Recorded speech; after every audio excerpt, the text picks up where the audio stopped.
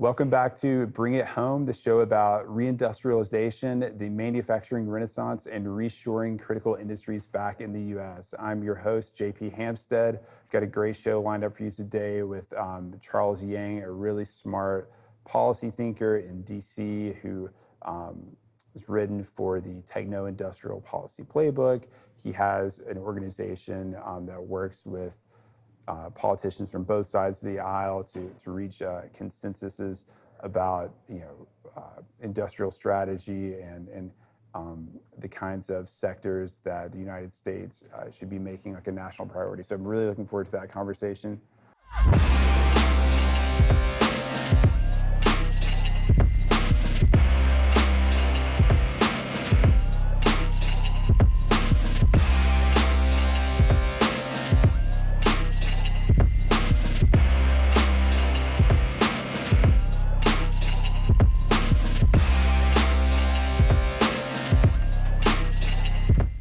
First, we've got some headlines to discuss.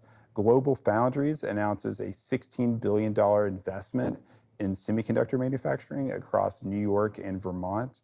The CEO said that this was a strategic response to explosive growth in artificial intelligence. So yet another one of the world's major semiconductor manufacturing companies committing multiple billions of dollars to construction in the U.S. A great story. Kraft Heinz confirmed its $3 billion investment in U.S. manufacturing, including a $400 million distribution center in DeKalb, Illinois. This investment is expected to create a total of 3,500 U.S. jobs. We've seen several food manufacturers kind of bring in production of different parts of their supply chain into the U.S., partially due to tariff responses. And I think also just kind of the evolving food market, the need to bring production close to the end consumer and things like that. So cool to see that from Kraft Heinz. Smaller but notable and interesting announcement from Rolls-Royce, which of course doesn't just make fancy cars, but also makes very powerful engines for aircraft and ships and other kinds of power equipment. They are announcing a $24 million investment in U.S. manufacturing to double the production of backup power generators for data centers. So it seems to be another sort of example of how the explosively growing power needs of artificial intelligence is driving investment in manufacturing in the United States. Very cool to see. And I think that does it for our headlines for right now. So in a minute, we'll go to our guest. Welcome back to the Scenic City, everybody. It's time for the Future of Freight Festival 2025 edition. And this year, we've got some surprises up our sleeve. You're going to join us in Chattanooga at the end of October. We're still going to have everything you love about F3, the speakers, the fun, the incredible atmosphere. But this year, we're dropping you in the heart of Chattanooga. We're taking you to the historic Chattanooga Choo Choo. We're going to have our live music at the Signal this year once again. We're going to give you the experience that you can only get from a FreightWaves event.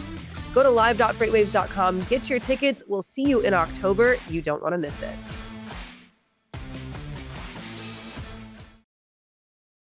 All right, our guest today is Charles Yang, the founder of the Center for Industrial Strategy. He's also a contributor to a new document that's been released called the Techno-Industrial Policy Playbook.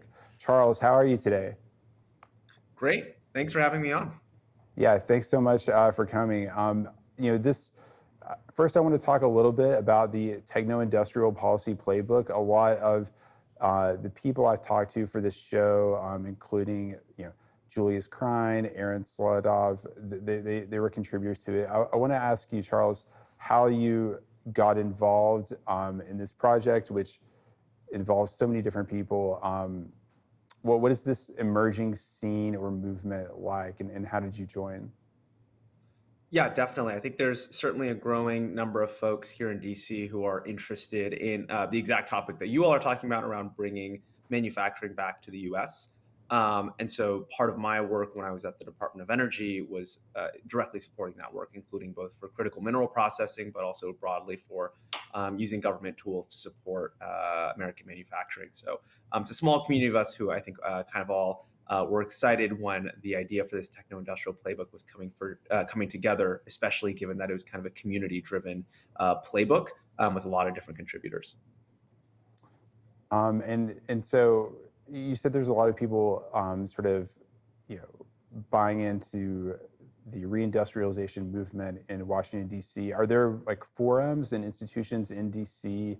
That sort of cultivate this emerging bipartisan consensus? I think there could certainly be more, and that's part of the work that I'm doing in standing up this new Center for Industrial Strategy, is trying to build these kind of bipartisan convenings where policymakers can come together and actually think through how we actually address this problem in a bipartisan fashion. There's certainly, reindustrialize in Detroit, which I know you mentioned, Aaron and Julius's work. But I think there's certainly a lot more that we can do. And you see a lot of other groups in the policy space are starting to do their own sort of events and convenings. I think that's something that this movement certainly needs as well. Great. I want to talk about the playbook itself now. I mean, it's full of these, short, to the point, like practical essays that identify critical problems, whether they're in, frontier science or national security, and then they offer a solution, citations and things like that. It's super interesting. I mean, there's everything from, sort of topics that you would expect, like, okay, we need more funding for vocational training in manufacturing, things like that, rebuilding an industrial workforce, to like novel concepts that I hadn't really heard before, like the idea that acquiring foreign proprietary data sets for the purposes of AI training should be like part of our trade policy, Yeah. which I found really interesting. Charles, you wrote about critical minerals and kind of how to think about onshoring, especially the sort of processing and refining capacity for those minerals. A lot of people think that the U.S. simply like doesn't have those, or they're sort of confused about how China has established such a lead in these critical minerals. And I would like you to kind of explain how this problem developed over the past decades. Yeah. And so we focus on processing and refining because that is kind of the one thing that countries sort of have leverage and optionality over, right? Where natural deposits are formed is somewhat outside of our control. And when you look at China's grip on the critical mineral industry, it's really strongest at the processing bottleneck. Most of the times they're actually sourcing ores and feedstock from mines across the country, but they have created a central hub around processing for a ton of different critical minerals, be it from graphite, or nickel, or rare earths. And now there has been kind of this long-term concerted effort from the Chinese government to onshore these kind of critical mineral processing capabilities over the past several decades. And we've seen actually a lot of critical mineral processing in the U.S. even leave the country. A good example is kind of some of the rare earth processing that we used to do here that has subsequently moved over mostly to China. And so the piece that I wrote is coming up with kind of more creative ways of using policy tools and financing tools on the government end to help support critical mineral processing here in the U.S. to counter that.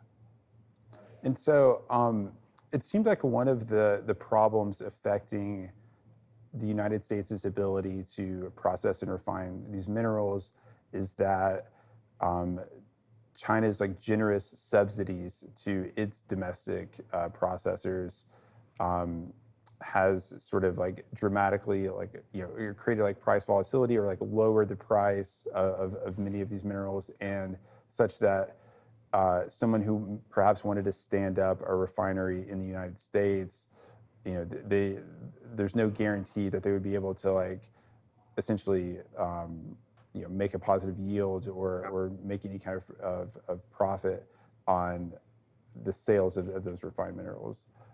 Yeah. Is that the case? And can you talk a little bit about sort of how these markets work? Yeah, I mean, certainly there's a lot of aspects to this that the Chinese government has played in, not just on the subsidy side, but also when you look at kind of IP rights for critical minerals, and another part is economies of scale, right? They're able to build these facilities at a much larger scale than we have here in the US, and as a result, achieve kind of lower costs.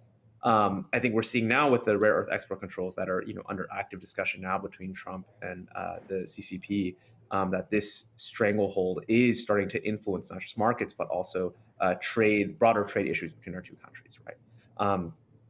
And so when we look at like all these different factors, then it's going to certainly require a multifaceted effort from the U.S. side to bring that processing back. But the financing is certainly one piece of it, right? Thinking through how can the U.S. government actually support these onshoring of these facilities. The way that we go about doing that, I think, is going to require a lot of different approaches. But this is kind of, I think, biting at least at one piece of that, which is on the like cost side of the capital. Specifically, building these large facilities requires a lot of upfront capital. The government can help at least in that specific aspect with the policy that I walked through, but it's going to require workforce, certainly a tariff strategy, and certainly building an integrated vertical industry that buys these processed outputs and uses them to manufacture rare earth magnets or other kinds of downstream products. And you mentioned, so in the discussion of like forward contracts or other kinds of contracts where, if the sort of underlying spot price or market price moved against the contract, the government could provide capital to kind of like backstop that difference. You cited an example where I believe Germany has been doing this with hydrogen to kind of move away some of its industrial customers from Russian natural gas. Can you talk a little bit about that and just maybe more broadly about how these contract mechanisms kind of work? Yeah, so in the critical mineral markets, when a processor and an off-taker sign a contract, it's usually pegged to some index price. And so that index price obviously fluctuates depending on the global supply and demand in the market. One other challenge that I don't just address directly in the piece, but I think listeners might be interested in, is that most of these indice prices are actually tracking out of Chinese-based markets because they are the largest supplier. There is some effort to kind of move away from that. But when these index prices have some degree of volatility, for the buyer, there is some degree of risk that they are taking on, right? Because if the spot price goes too high, then they are suddenly going to be facing that kind of price volatility. And for the seller or the processor, the critical mineral refinery, they are hoping to capture some of that upside. But if prices continue to be depressed, then they're not going to be able to make a profit. Their investors aren't going to give them capital, and they're not going to be able to take off. So the proposal is that the U.S. government should step in and create a kind of backstop against these spot price markets, where the U.S. government will agree if the price drops below the floor to help subsidize continued production. And this helps reduce risk for both parties. And that's obviously meant to be kind of a hopeful bridge to commerciality, that as the facility stands up and continues to scale and moves beyond its pilot, that it's going to be able to kind of mature and stand on its own legs. But this is kind of a more efficient way that the government can actually step in and help reduce some of that risk. And certainly it's much more efficient with use of the taxpayer dollar, I would argue, because traditionally grants are just used to like subsidize construction of a facility, right? But we don't really care just about the facility, but what we really care about is kind of an integrated supply chain. And this is directly financing that outcome. Yeah, that makes a lot of sense. Making sure that, like a key part of like the commercial viability of any kind of like processor or refiner is, how much does it cost to get its products to its customers? You want to make sure its customers are like domestic and, it's not having to ship things into like a global market, right? Yeah. One of the things I wanted to ask you, Charles, your section about these critical minerals was in sort of a broader piece of the playbook focused on national security. Which minerals do you think are sort of, I guess we can attack this from like two dimensions. Yeah. One of them, which minerals are sort of best suited for the kind of policy intervention that you recommend? And then which minerals do you think are like sort of like most critical to national security? What's the sort of intersection of those sets? Yeah, I think this kind of tool is really best suited for minerals that have like less liquid spot indices, right? So when you have Places like nickel or copper, I mean, these are massive commodity markets. This kind of tool probably wouldn't make sense for these kinds of markets that are already really deep in their capital pools.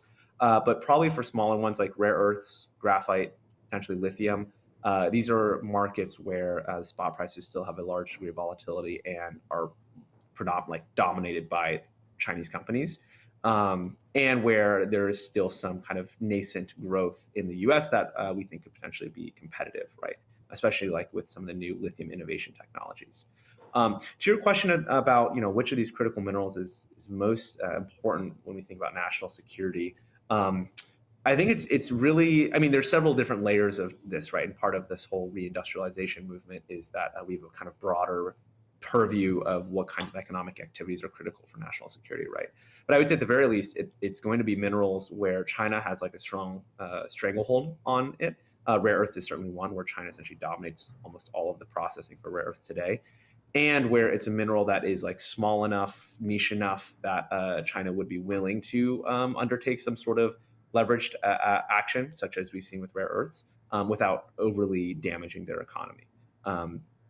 So, when it comes to things like nickel, Chinese control of like Indonesian nickel smelters is certainly kind of a concern. But I think it's a different kind of concern than, for instance, in rare earths, where we've seen they're already willing to take action to cut off U.S.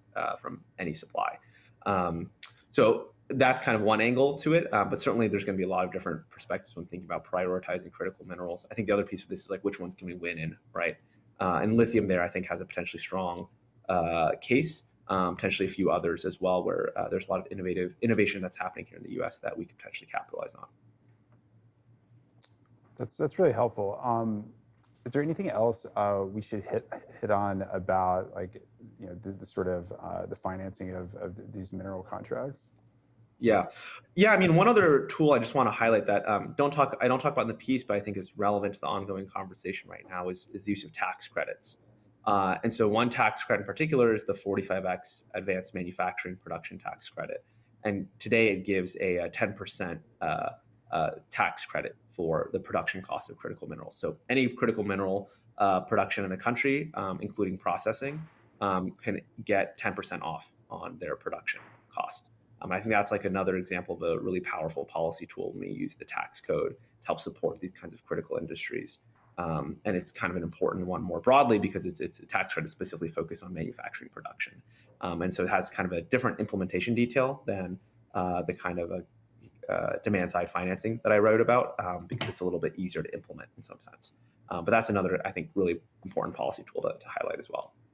And I would imagine that, I've read that bonus depreciation maybe back in the triple B. I know that like our friends in the aviation industry are super excited about that. It really stimulated like sales and just like fleet replenishments and things like that. But I think this time it also applies to just like manufacturing facilities in general. Yeah. Is that right?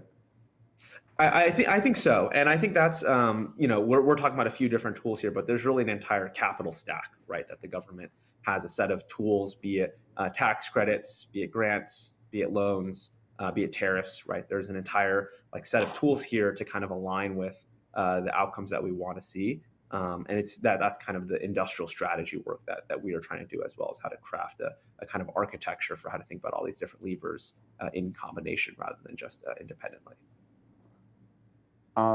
Before we turn to your work with the Center for Industrial Strategy, Charles, maybe for the audience here, you could just recommend some of the most interesting pieces from the Techno-Industrial Policy Playbook that you found, kind of like most fascinating or surprising. Yeah, I mean, I know Brian Potter and Austin Vernon, I believe, have a piece on shipbuilding that's certainly timely given the interest in shipbuilding these days. I know Arnab Dada at Institute for Progress also has a separate critical mineral piece that I think is also kind of has a different set of tools, but is certainly also relevant. I think these are the kinds of like hard industries are the ones that at least I'm personally the most interested in. That I think have a lot of great ideas coming out of the playbook from. Awesome. Well, let's turn to the Center for Industrial Strategy, Charles. What motivated you to start this organization? What's the mission, and what have you guys been up Yeah. to? Yeah, so I kind of really see it as we have this new movement of folks that are interested in supporting manufacturing and an more expansive role of the state in supporting these kinds of critical industries. But I didn't see anyone that was kind of directly focused on that work. There are certainly many people who are interested in it, are working at it from different angles, but there was no one institution, one kind of place for people who were kind of aligned with that mission. And especially in a bipartisan way. I think that's one of the core convictions is that if this is to succeed, it has to be bipartisan. If this becomes kind of partisanly tinted, I don't think it's going to work, frankly, because we're just going to go bouncing back and forth just like every other kind of partisan policy issue. So that was kind of the motivation, is standing up a kind of a new institution that is suited for the moment that we're in, that's able to kind of bring people together who are kind of like-minded on this issue from both sides of the aisle here in DC. You know, I noticed at least perhaps in the first Trump administration, there was a bit of a horseshoe theory confirmation where some Democrats from the left that you wouldn't expect to be allies of the president, supported the idea of tariffs and protecting American workers, perhaps for slightly different reasons than the Republicans did. How has the bipartisan consensus on reindustrialization evolved since the first Trump administration? What kind of conversations are you having today? Yeah, that's a great question, and I think it's still actively evolving, right? I mean, the Biden administration certainly did a lot of things as well. There's the Chips and Science Act that was passed on a bipartisan basis that I think still has a strong degree of support. Biden administration also continued the use of tariffs that the first Trump administration introduced. I think the challenge on the left is, that Biden lost or Harris lost the election, and now a lot of folks are rethinking, was all that stuff that we did worth it? Should the Democratic Party continue to support that kind of policy making? I think that's still an active discussion, and one that I think we need more voices on the left that are like understanding the need for this kind of work, especially when it comes to competing against China, right? And then on the right, I think there's certainly a lot of interest from this administration, right? I think it still remains to be seen the execution of these ideas and kind of how that pans out, and whether they're, for this administration, the Democrat Party kind of reverse polarizes itself against some of this work, right? So I think there's still a lot of shifting ground, and it's still somewhat early days to me in terms of if we're able to actually build this kind of bipartisan consensus in such a polarized time. And I know that obviously there are different stories we can tell about the recent history of the two parties. On the one hand, it seems like in the 1990s and 2000s, especially, the Democrats worked very hard to enable like the rise of China. On the other hand, during the same period, the Republicans were pursuing lots of insane wars. And I just wonder, how far apart are they with regard to like China? Great power competition. Do the Democrats take sort of the national security challenges or threats even like seriously? Sort of what's the temperature from your perspective there? Yeah, I think there is. I mean, great power competition is really the driving motivation, right, for a lot of this industrial policy work. And I think there is, if on any topic, this is probably the closest that we're going to get on bipartisan consensus. But I think there is still a discrepancy in kind of perception in how people think about China and what competition with it means. And I think, frankly, a lot of people on the left are at the very least not as, I guess, passionate or focused on it as kind of a core issue, which I think sort of makes sense when you think about the politics, the domestic politics and everything that's happening there, right? There's a lot of issues today that both parties are kind of focused on. But I do think that the issue salience, I guess, is one that continues to kind of fluctuate in different circles, and one that I think we want to continue to bang the drum on as something that, like, this is an important national focus that should be something both parties are thinking about. And Charles, your organization, the Center for Industrial Strategy, what kind of activity do you guys get up to? Are you publishing white papers? Are you trying to knocking on the doors of Congress people and trying, leaning in and trying to like persuade them to vote a certain way on behalf of certain industries. I'm just kind of curious what it looks like where the rubber meets the road. Yeah, it's certainly early days. We're a couple months into this, but in the spirit of building this bipartisan coalition, we've been doing a lot of things jointly. So we've been doing a joint dinner series, for instance, on industrial policy with American Affairs Journal. We've been doing an archival research project actually on Admiral Hyman Rickover, who's the father of the nuclear navy, and is kind of the reason we have nuclear submarines and nuclear energy today, both of which are obviously of great interest. And so we're trying to revive the spirit of Rickover and how he managed these massive infrastructure projects successfully for so much of his career.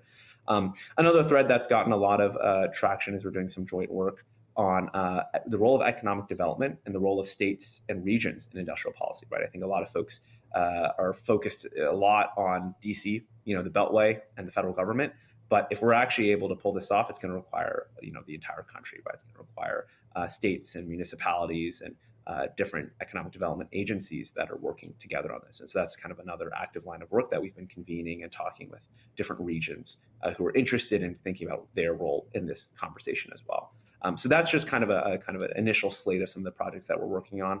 I think to one of our some of the earlier conversation we had, we are very interested in doing a potential DC conference around industrial policy because I think that's kind of been another missing spot in the ecosystem of actually bringing folks who are interested in this together in a bipartisan fashion to talk about some of the key issues that Congress is certainly thinking about this session and the administration is as well.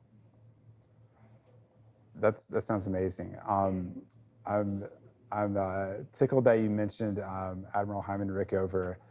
I'm related to a couple of aircraft carrier guys. My dad was on an Essex class carrier in the Vietnam War, and my brother-in-law, of course, was on a Nimitz class. He was a nuke during the Global War on Terror. So I want to hear all about this research on Hyman Rickover. I mean, it sounds like this is like sort of a, I don't know, like a sort of a military industrial Cold War project to build like small nuclear reactors and operate them. But I'm curious to hear like sort of to get a preview from you about what that archival research looks like and what sorts of lessons you hope to learn from that project. Yeah, well, it's awesome that the legacy of Rickover is even living on in your family. Our interest is, he was a very unique guy. If you just hear any kind of story about him, and we think that kind of strong technical leadership within the government to build large infrastructure projects is missing today. And so the project we're doing is the Rickover estate made all of his files publicly available at the U.S. Naval Academy archives like a year, maybe 2 years ago. And no one has kind of seen them since the original biographers and researchers were using it. And so we are digitizing a large part of the publicly available speeches and manuscripts that Rickover wrote or gave that have never been digitized before. And so stay tuned. In the next, I think, couple of weeks, we're hoping to do our first drop of digitized speeches. And I think there's going to be a lot of interesting stuff in there. He certainly had a wide-ranging set of opinions and interests when thinking about what is necessary for the U.S. government to compete with Russia back then during the Cold War. And I think it's certainly going to be relevant today as well. Yeah, wow, that's really cool. Nice. And without naming any names in a way that you're uncomfortable with, who have you found to be some of the strongest voices in DC for reindustrialization? Who were the sorts of most receptive audience members for the Techno-Industrial Policy Playbook? Yeah. Well, I'll certainly say, I just think one person that I admire is like Senator Todd Young, from Indiana, who's been kind of a leader on a lot of the industrial legislation that's come out of Congress. I think he's also been a good bipartisan figure. Working on the CHIPS and Science Act with parts of the Democrat Party, I think was really commendable. And he's someone who's, I think, very serious thinker about what it's required to do this. But more broadly, I think the Techno-Industrial Playbook has certainly gotten a lot of reception on both sides of the aisle. I know some of the sponsors of the project mailed a copy to every single congressional office.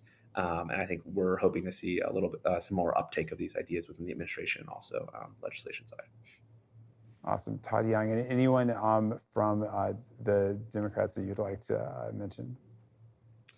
Yeah, I mean, I think there's been a lot of folks coming out of the Biden administration who I think are recognizing both the value of industrial policy and also some of the like mistakes or lessons learned, at least from the previous administration.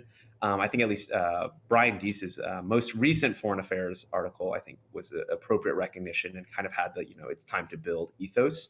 And it's notable to hear that coming from someone who was so senior in the Biden administration. And also, if you read the article, there's some I think, reflections on what were the mistakes or things that held back the Biden administration from going as far as they would have liked on some of this industrial policy work. So I think it still remains to be seen, though, kind of what the takeaways, for the Democrat side is on a lot of this industrial policy work, and that's a part of the conversation that we're also hoping to be active in. Yeah, it seemed like, from my perspective, like the CHIPS Act and the Infrastructure Act as well were like a great like sort of step forward in terms of like changing the kind of conversation and showing basically how, like putting skin in the game in terms of like deciding, hey, like this is a national priority, like we need to build like in these certain industries. Perhaps some of the shortcomings were the selection of certain sort of subsectors or sectors to massively stimulate. I don't know exactly how you feel about like solar energy, for example, but I don't know if that was like necessarily the most critical or most productive thing to like focus on. And another shortcoming that I've often heard people mention is that it was sort of these like one-time like grants for different companies rather than the construction of, for example, financing mechanisms that could sort of like alter the whole kind of market and provide like more sort of long-lasting incentives. Is that your take, or am I thinking about this wrong? Yeah, I think there's kind of two things there. I think first, the value of the Chips and Science Act, or kind of the strength of it, is that it was a very clear, sectorally focused bill that was passed on a bipartisan basis and through regular order of Congress, not through kind of a reconciliation process. And there was a clear consensus on like why this industry mattered and what the case for success looked like, namely getting every single semiconductor company with a leading edge capability to build a facility here in the U.S. And it has, as of right now, still accomplished that goal. Every single, all 4 or 5 of these large semiconductor companies have facilities now in the U.S., which is kind of historic. There's no other country that has that capability. And I think that is, to me, the kind of the template for future successful legislation, right? In shipbuilding or in critical minerals, these kind of sectoral focused bills where there's a clear bipartisan consensus on what needs to be done and why this matters, and then going about and like passing that sort of legislation. But I think to your point, the challenge is there's, the administration always has to implement these bills, and there was some controversy around that with the Chips and Science Act. And there also needs to be kind of investor confidence, market confidence that these policies will last, right? And I think we're seeing that right now happen through Congress, where a lot of the policies that were passed under the Biden administration are now being kind of reconsidered, possibly repealed under a Republican Congress.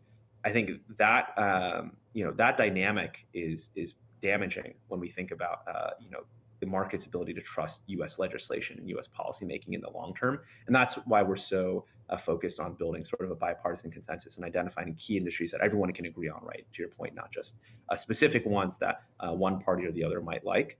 Because if we kind of keep doing this, like the market is just going to start ignoring U.S. policymaking. And I think that would be kind of the worst case outcome.